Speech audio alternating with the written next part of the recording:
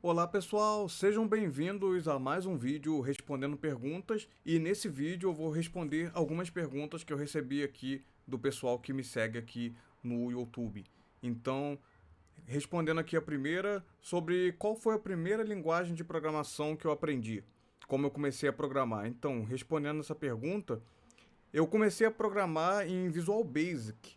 Visual Basic 6 foi a minha primeira linguagem de programação. Na época, eu cheguei a desenvolver meu primeiro software, que foi um agregador de canais de TV e de estações de rádio online. E eu cheguei a colocar ele num site como Super Downloads, disponível para download lá. Tinha comunidade no Orkut, que era uma rede social antiga. Tinha mais de 1.000 pessoas na comunidade que baixaram o software, que testaram, que alguns estavam utilizando. Nessa época, as linguagens que dominavam eram as linguagens de desktop, que dominavam o mercado, Visual Basic 6 e Delphi 7 na época. Na época existiam sites como o do Macorat, que tinham muitos conteúdos que eu pesquisava lá, e tinha também o fórum invasão.com, era um fórum de segurança, mas tinha também muito conteúdo de programação, coisas de sockets com Visual Basic, aprendi bastante coisa lá. E eu comecei a aprender lendo basicamente uma única apostila, que era o que eu tinha, e acessava o banco de dados Access. Respondendo outra pergunta que eu recebi aqui, como eu entrei no mercado de trabalho de desenvolvimento web? Então, eu vou responder essa pergunta falando como que eu comecei a trabalhar e como que eu aprendi desenvolvimento web, porque desktop eu já sabia, mas eu comecei a trabalhar profissionalmente mesmo, foi com desenvolvimento web em PHP no caso. Então, eu comecei como web designer freelancer e também desenvolvedor PHP. Na época, o que chamam hoje de front-end, nessa época chamavam de web design. E eu aprendi PHP, MySQL, Fireworks, Dreamweaver, CorelDRAW em um curso que eu fiz em uma escola chamada Microlins, não sei se ainda existe, e eu fiz um curso chamado Curso de Web Design, então eu aprendi a desenvolver em PHP com MySQL e comecei a fazer muitos sites para pessoas, para as empresas e comecei a prestar esse serviço. Nessa época o mercado era dividido em duas linguagens, ASP e PHP, principalmente. Ainda tinha alguns sites em Perl também, Perl. Páginas em Flash ainda eram comuns e até site em HTML puro com tabelas, sem CSS, que era muito comum também.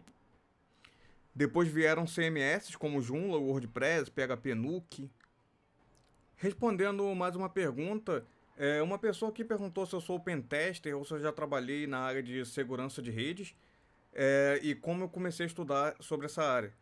Eu imagino que a pessoa que perguntou isso tenha visto vários vídeos que eu publiquei sobre segurança da informação. Não, eu não sou pentester, profissionalmente eu sou programador, mas a segurança é uma área que me interessa bastante e eu vou responder aqui como foi que eu comecei e como que eu estudei, como comecei a estudar segurança de redes.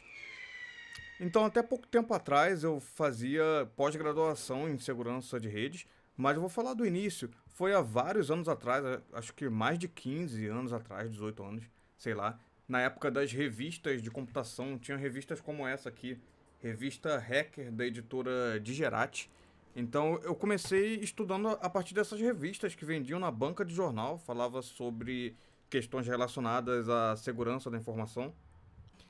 E na época era tudo bem confuso. Tinha aqueles sites com desenho de caveira no fundo, tinha fóruns como o invasão.com. Tinha uns livros que já tinham uma pegada mais séria. Já existiam alguns cursos, mas como era época de internet de escada, os cursos eram vendidos em CDs e em DVDs que eram enviados pelo correio. Já existiam alguns cursos de pentest, de white hat no caso. E nos fóruns, no IRC e em outros lugares, o pessoal debatia sobre trojans e coisas do tipo. Respondendo mais uma pergunta que eu recebi, você é desenvolvedor mobile? Você desenvolve aplicativos móveis? Então, respondendo essa pergunta, se eu desenvolvo aplicativos móveis, deixa eu só ativar aqui o celular, que eu estou aproveitando essas respostas para publicar alguns vídeos curtos no meu canal. Então, respondendo a pergunta, Eu já trabalhei como desenvolvedor mobile com Ionic, que é um framework de desenvolvimento de aplicativos, e tem um aplicativo publicado, de cliente no caso. Mas quando eu comecei, foi há muito tempo atrás, foi mais por curiosidade mesmo, que foi com o J2ME, que é para aqueles celulares antigos, anteriores aos smartphones com Android e iOS. Mas não perdi muito tempo com isso não. Cheguei a desenvolver algumas coisas simples, mas logo depois veio o iPhone, o Android, e aí eu comecei a estudar desenvolvimento para iPhone. Comecei a estudar com esse livro aqui, de iPhone. Na época eu comprei também esse iPod Touch e um MacBook que eu usava para praticar. Mas logo depois eu mudei para o Android. Eu comecei a estudar desenvolvimento para Android com um livro que eu comprei. Android para programadores, do Deitel. Depois surgiu o desenvolvimento multiplataforma. Aí eu estudei o PhoneGap, Cordova. E cheguei ao React Native e ao Ionic. Respondendo mais uma pergunta que eu recebi aqui, eu quero aprender programação, mas não tenho tempo para estudar. O que você recomenda? Então, eu já passei por isso e respondendo essa pergunta, só vou ativar aqui. Uma coisa que eu recomendo aqui. Se você quer aprender programação, mas não tem tempo para estudar, uma coisa que eu recomendo: sai das redes sociais e para de usar o WhatsApp, pelo menos até aprender. Não totalmente, mas o suficiente para você liberar tempo para você focar nos seus estudos. Começa a contar o tempo que você usa em rede social. Você vai ver que você desperdiça muito tempo que poderia estar focado no que você quer aprender.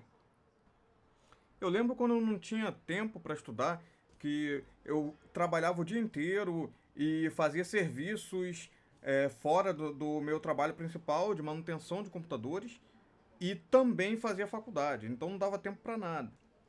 E o que a faculdade ensina não é diretamente ligado ao mercado, então o que eu queria estudar no caso eram as habilidades relacionadas ao mercado e não o conhecimento da faculdade só.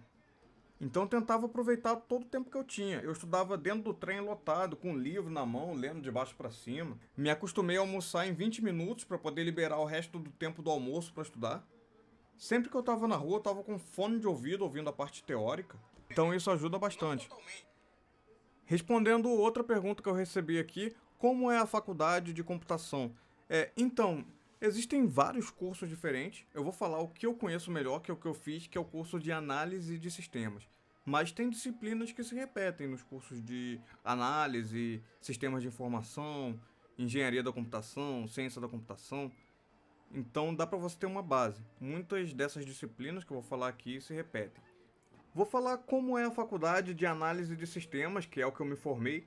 Primeiro período: algoritmo, arquitetura de computadores, fundamentos de administração, lógica matemática. Segundo período: estrutura de dados, sistemas operacionais, redes, matemáticas discreta. Terceiro período: POO, programação orientada a objetos, banco de dados, modelagem, projeto de sistemas com UML.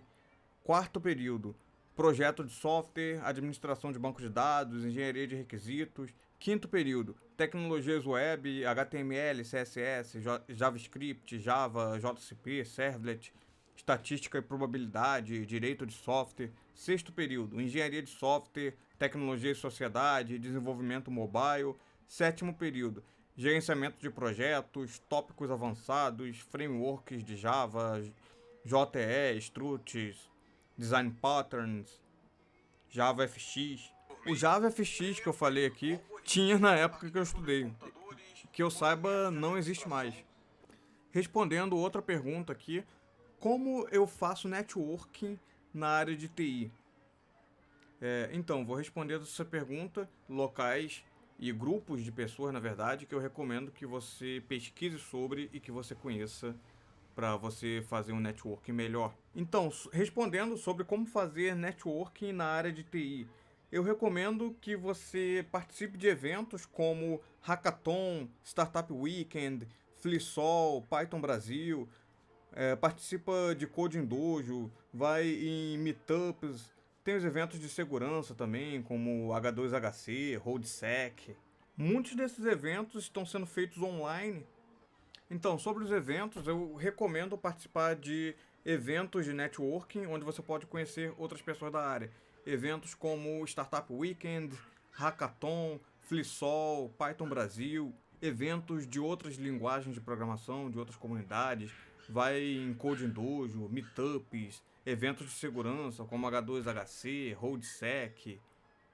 Nesses eventos você consegue conhecer outros programadores, pode conhecer designers, recrutadores, gerentes, empresários, investidores, pessoas que podem precisar contratar freelancers, como empreendedores, criando projetos que depois podem precisar de um programador para ajudar na parte de desenvolvimento, pessoas de empresas em geral, então vale a pena você participar desses eventos.